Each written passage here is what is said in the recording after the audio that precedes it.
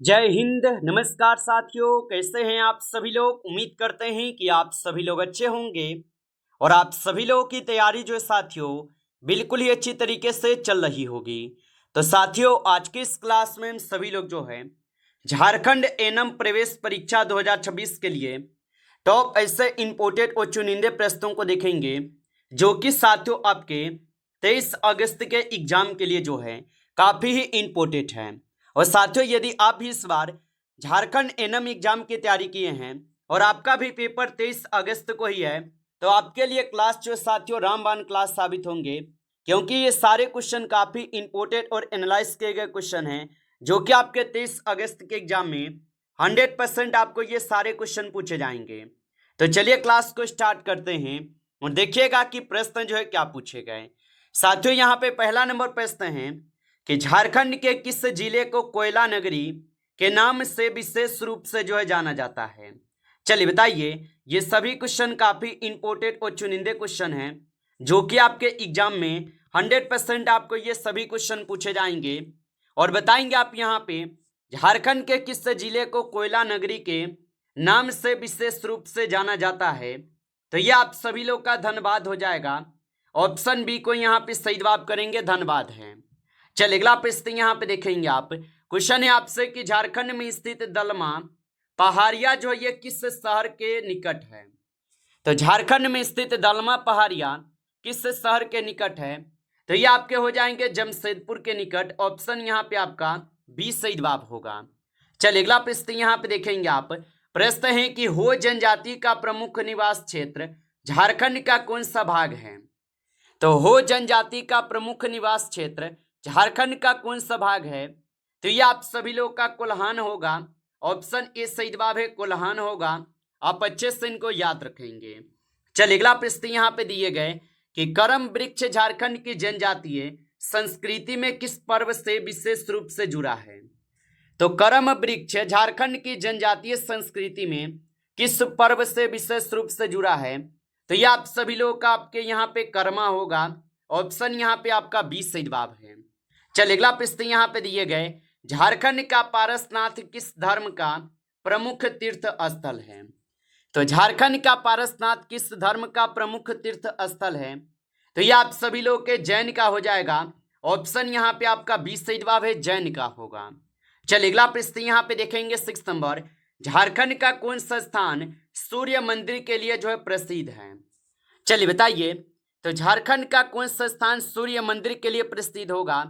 तो यहाँ पे आप सभी लोग का जो है सही जवाब ऑप्शन ए हो जाएगा। चलिए अगला प्रश्न यहाँ पे देखेंगे आप। 7th क्वेश्चन है कि नागपुरी मुख्यतः किससे जो है संबंधित है। तो नागपुरी मुख्यतः किससे संबंधित है। तो नागपुरी जो है ये आपके झारखंड की प्रमुख क्षेत्रीय भाषा से है। ऑप्शन ए यहाँ पे इस क्वेश्चन का सही जवाब होगा। चलिए अगला प्रश्न यहाँ पे देखेंगे आप। क्वेश्चन है आपसे कि बेतला राष्ट्रीय उद्यान किस जिले में स्थित है। तो बेतला राष्ट्रीय उद्यान किस जिले में स्थित होगा। तो बेतला राष्ट्रीय उद्यान जो है ये आप सभी लोग के स्थित हो जाएंगे लातेहार में। ऑप्शन ए सही जवाब दिए गए, लातेहार में होगा।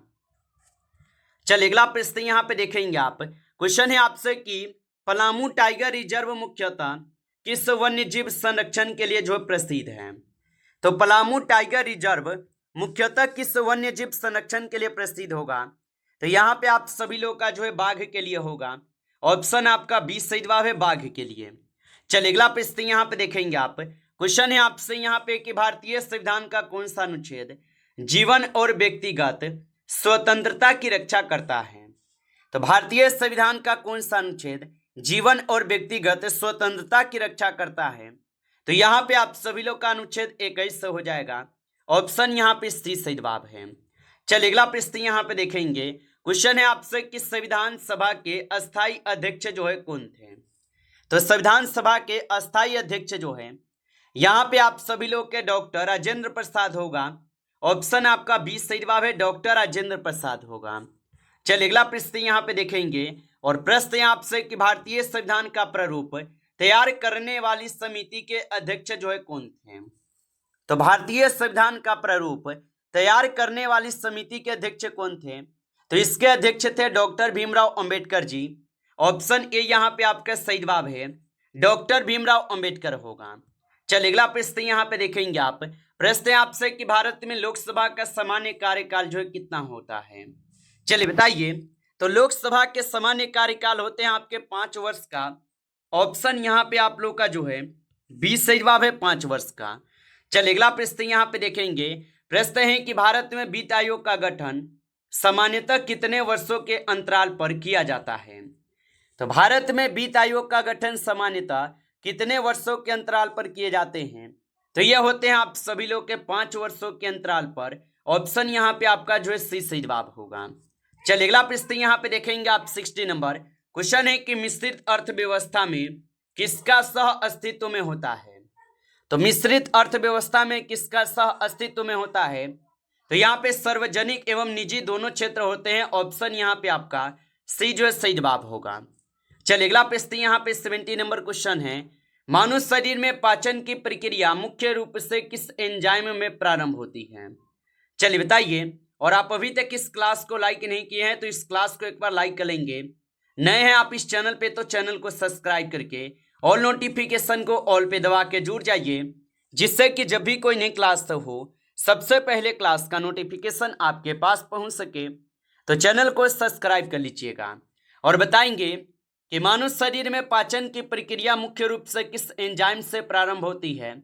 तो ये होते हैं आपके एमाइलेज से। ऑप्शन यहाँ पे सी सही जवाब है। चलिए अगला प्रश्न यहाँ पे देखेंगे आप 80 नंबर। क्वेश्चन है कि मानव शरीर में सबसे बड़ी ग्रंथि कौन सी है। तो मानव शरीर में सबसे बड़ी ग्रंथि यहाँ पे यकृत हो जाएगा। ऑप्शन आपका 20 सही जवाब है, यकृत होगा। चलिए अगला प्रश्न यहाँ पे देखेंगे 90 नंबर। क्वेश्चन है कि रक्त का लाल रंग मुख्यतः किस पदार्थ के कारण होता है। तो रक्त का लाल रंग मुख्यतः किस पदार्थ के कारण होते हैं। तो ये आप सभी लोग के हीमोग्लोबिन के कारण होते हैं। ऑप्शन यहाँ पे आपका 20 सही जवाब है। चलिए अगला प्रश्न यहाँ पे देखेंगे 20 नंबर। मानव शरीर में सामान्यतः कितने जोड़े गुणसूत्र पाए जाते हैं। तो मानव शरीर में सामान्यतः कितने जोड़े गुणसूत्र पाए जाते हैं।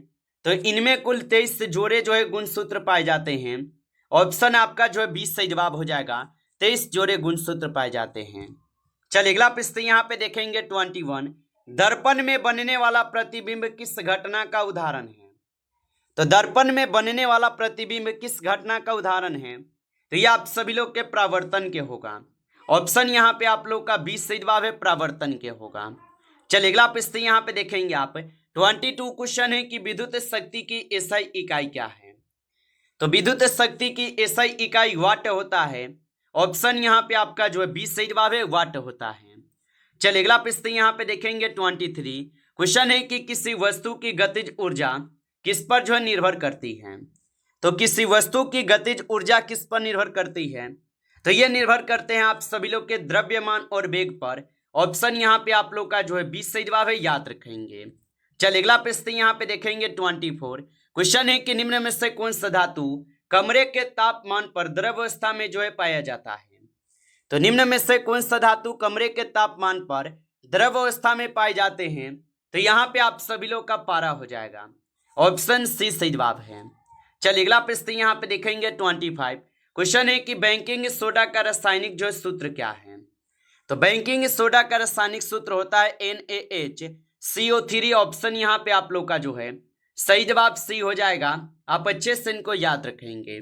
चलिए अगला प्रश्न यहाँ पे देखेंगे। क्वेश्चन है आपसे ऑक्सीजन की खोज का श्रेय सामान्यतः किस वैज्ञानिक को दिया जाता है। तो ऑक्सीजन की खोज का श्रेय सामान्यतः किस वैज्ञानिक को दिए जाते हैं। तो ये दिए जाते हैं आप सभी लोग के किसे। तो जोसेफ प्रिस्टले को दी जाती है। ऑप्शन ए यहाँ पे सही जवाब है, याद रखेंगे। चलिए अगला प्रश्न यहाँ पे देखेंगे आप। क्वेश्चन है आपसे 27 कि खाद्य श्रृंखला में ऊर्जा का मूल स्रोत जो है क्या है। तो खाद्य श्रृंखला में ऊर्जा का मूल स्रोत क्या है। तो इसका मूल स्रोत होता है सूर्य। ऑप्शन यहाँ पे सी सही जवाब है। चलिए अगला प्रश्न यहाँ पे देखेंगे। क्वेश्चन है आपसे कि रेड डेटा बुक मुख्यतः किससे संबंधित है। तो रेड डेटा बुक मुख्यतः किससे संबंधित है। तो ये आपके संकटग्रस्त प्रजातियां से संबंधित है। ऑप्शन यहाँ पे आपका 20 सही जवाब होगा। चलिए अगला प्रश्न यहाँ पे देखेंगे 29। क्वेश्चन है कि वनों की कटाई से निम्न में से कौन सी समस्या बढ़ सकती है। तो वनों की कटाई से निम्न में से कौन सी समस्या बढ़ सकती है? तो इनसे आप सभी लोग का मृदा अपरदन बढ़ सकता है। ऑप्शन ए सही जवाब है, मृदा अपरदन। चलिए अगला प्रश्न यहाँ पे देखेंगे आप। 32 क्वेश्चन है कि फुटबॉल में सामान्य खेल समय कितने मिनट का होता है? तो फुटबॉल में सामान्य खेल समय कितने मिनट का होता है? तो ये होते हैं आप सभी लोग के यहाँ पे 90 मिनट का। ऑप्शन यहाँ पे आपका जो है सी सही जवाब है, 90 मिनट। चलिए अगला प्रश्न यहाँ पे देखेंगे आप। यहाँ पे प्रश्न है आप लोगों से कि विंबलडन किस खेल की प्रसिद्ध प्रतियोगिता है? तो विंबलडन जो है ये किस खेल की प्रसिद्ध प्रतियोगिता है? तो ये आपके टेनिस के हो जाएंगे। ऑप्शन यहाँ पे आपका 20 सही जवाब है, टेनिस के होगा। चलिए अगला प्रश्न यहाँ पे दिए गए प्रश्न है आपसे कि ज्ञानपीठ पुरस्कार मुख्यतः किस क्षेत्र में दिया जाता है? तो ज्ञानपीठ पुरस्कार मुख्यतः किस क्षेत्र में दिए जाते हैं?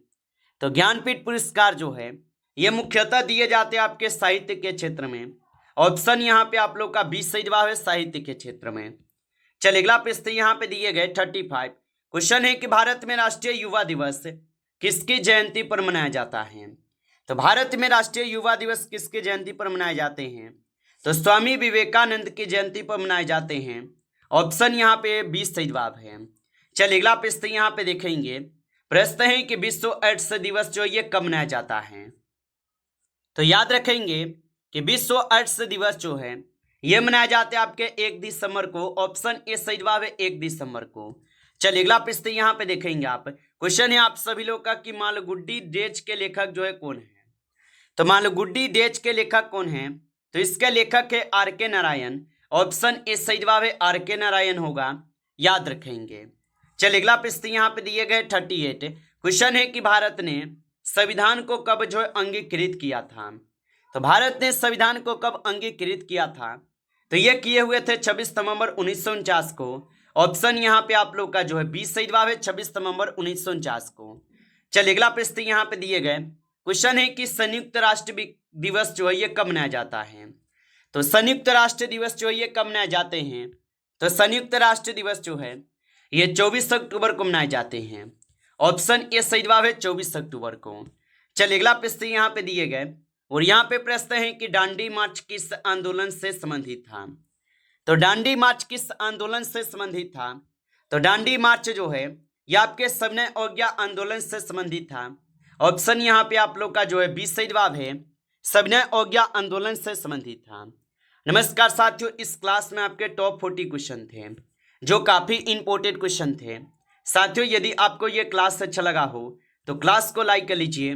नए जुड़े हैं आप इस चैनल पे तो चैनल को सब्सक्राइब करके और नोटिफिकेशन को ऑल पे दबा के जुड़ जाइए, जिससे कि जब भी कोई नई क्लास हो सबसे पहले क्लास का नोटिफिकेशन आपके पास पहुंच सके। तो चैनल को सब्सक्राइब कर लीजिएगा। चलिए फिर मिलते हैं आपसे नेक्स्ट टॉपिक के साथ नेक्स्ट क्लास में। तब तक के लिए जय हिंद, जय भारत।